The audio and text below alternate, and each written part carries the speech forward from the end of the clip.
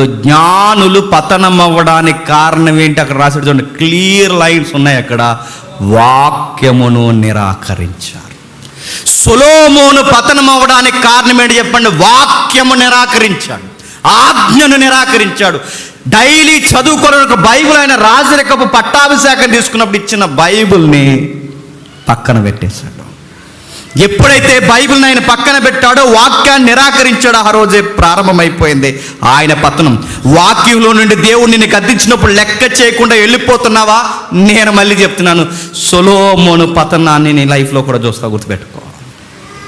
ఇంగ్లీష్లో ఒక సామెత ఉంది, తెలుగులో ఎలా చెప్తారు, ఏమని చెప్తారు తెలుసా? వెలుగును నువ్వు తృణీకరిస్తే ఒక రోజు అది ఉరుమై నీ మీదకి వస్తాడు, గుర్తుపెట్టుకో.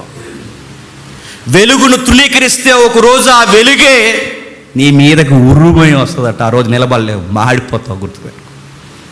వాక్యం అనే వెలుగును తృణీకరించడం స్టార్ట్ చేసావో అదే ఉరుమై ఒక రోజు మీద పడుతుందేమో అనుకుంటున్నావు. సొలొమోను పాడయ్యాడు. ఎందుకు పాడయ్యాడంటే, ఇదిగో వాక్యాన్ని నిర్లక్ష్యం చేసినందుకు పాడయ్యాడు. మొదటి సమూయేలు గ్రంథం చూడండి, మొదటి సమూయేలు గ్రంథం 15వ అధ్యాయం. కొంచెం రిఫరెన్స్ ఎక్కువ ఉంటే త్వరగా చూడండి. మొదటి సమూయేలు గ్రంథం 15వ అధ్యాయం 23వ వచనం చూడండి. మొదటి సమూయేలు గ్రంథం 15వ అధ్యాయం 23వ వచనం. సోదె చెప్పుటాను పాపముతో సమానము.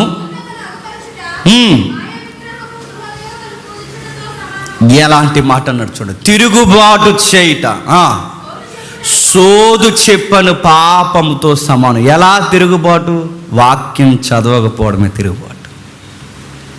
గుహ దేవతలను పూజిస్తున్నది ఎంత పాపమో, ఆజ్ఞను పాటించకపోవడం కూడా అంతే పాపం.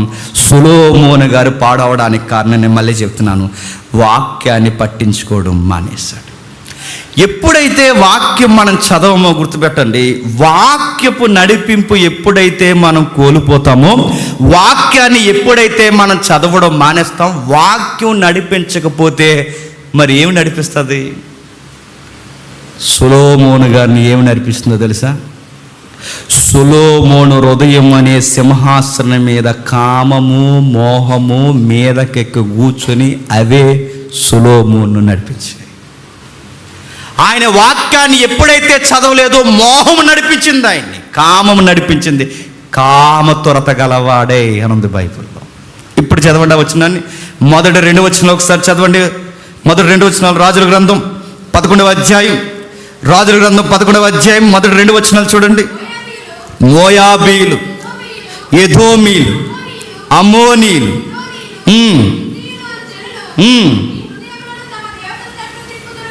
నీ హృదయములను వారు తమ దేవతల తట్టు తిప్పుదురు గనక వారితో సహవాసము చేయకూడదని, వారు నీతో సహవాసము చేయనీయకూడదని యెహోవా ఇశ్రాయేలుకి సెలవిచ్చి ఉన్నాడు.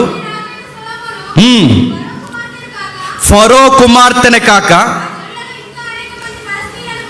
అనేక మంది పరస్త్రీలను మోహించి కామాతురత గలవాడై వారిని అలా ఉంచుకొనుచూ వచ్చాను. కింది వచ్చిన అంటే అదే 700 మంది రాజకుమార్తెలు, 300 మంది ఉపపత్తులు, మొత్తం 1000 మంది.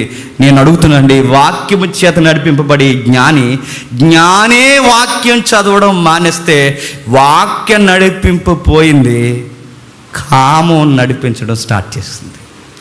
వాక్యం నడిపింపు పోయింది, మోహం నడిపించడం స్టార్ట్ చేసింది.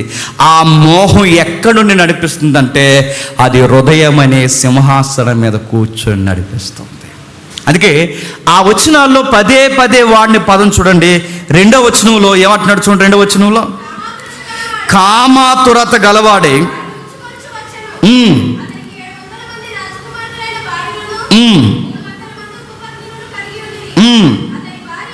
అతని భార్యలు అతను హృదయాన్ని తిప్పేశారు. మళ్ళీ చూడండి, అతని భార్యలు అతను హృదయాన్ని తిప్పేశారు. నెక్స్ట్ 3వ వచనంలో అతని భార్యలు అతను హృదయాన్ని తిప్పేశారు. నెక్స్ట్ సొలొమోను వృద్ధుడైనప్పుడు అతని భార్యలు అతను హృదయములను ఇతర దేవతలతో తిప్పేశారు. 6వ వచనం ఈ ప్రకారం సొలొమోను యెహోవా దృష్టికి చెడు నడత నడిచి తన తండ్రి అయిన దావీదు అనుసరించి యథార్థ హృదయముతో కాక. 10వ వచనం నీవు ఇతర దేవతలు ఎంబడింపవలదని అంత ఆజ్ఞాపించిన సొలొమోను హృదయము ఆయన యొద్ద నుండి తలుపును. హృదయము హృదయము హృదయము హృదయము హృదయము హృదయము హృదయము. చూడండి, 2వ వచనంలో హృదయం కొరకు మాట్లాడు, 3వ వచనంలో హృదయం కొరకు మాట్లాడు, 6వ వచనంలో హృదయం కొరకు మాట్లాడు, 10వ వచనంలో హృదయం కొరకు మాట్లాడు. ఈయన హృదయాన్ని నడిపించేది ఏంటి? వాక్యం కాదు, చెప్పండి. కామం, ధనం, పేరు, సుఖము, భోగాలు, పేరు ప్రఖ్యాతులు, గిఫ్ట్లు, బహుమానాలు, సామాన్యులు, భక్తి లేనోళ్ళు, వీళ్ళందరూ సొలొమోను నడిపిస్తున్నారు. ఎందుకు ఈ జ్ఞాని ఇలా అయిపోయాడంటే బైబిల్ మరలా చెబుతుంది, ఈ మనిషి వాక్యం చదవడం మానేశాడు, వాక్యం నడిపింపిపోయింది, హృదయం ఆయన నడిపిస్తుంది. ఆ హృదయం అనే సింహాసనంలో ఏమి కూర్చున్నాయి? కామం కూర్చుంది, మోహము కూర్చుంది.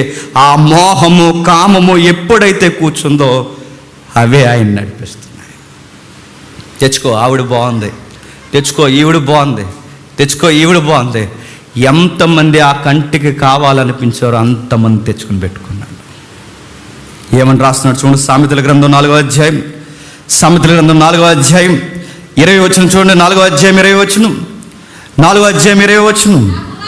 నా కుమారుడా, నా మాటలు ఆలకించు, నా వాక్యం కొరకు నీ చెవి యొగ్గుము, నీ కన్నుల యొద్ద నుండి వాటిని తొలగిపోనొయ్యకుము, నీ హృదయమందు వాటిని భద్రం చేసుకో, అప్పుడు నీ హృదయం తొలగిపోకుండా ఉంటుంది.